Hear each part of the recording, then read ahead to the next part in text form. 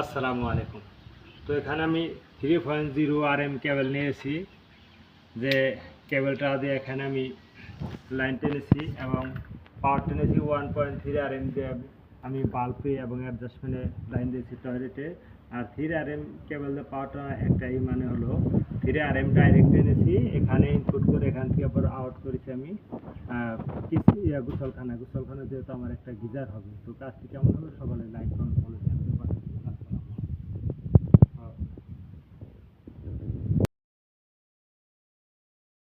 আসসালামু আলাইকুম।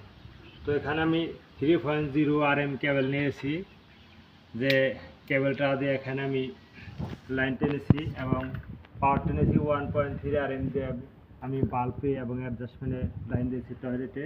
আর 3 RM কেবল দিয়ে পাওয়ারটা একটাই, মানে হলো 3 RM ডাইরেক্ট টেনেছি, এখানে ইনপুট করে এখান থেকে আবার আউট করেছি আমি গোসলখানা যেহেতু আমার একটা গিজার হবে। তো কাজটি কেমন হবে সকালে লাইক কমেন্ট ফলো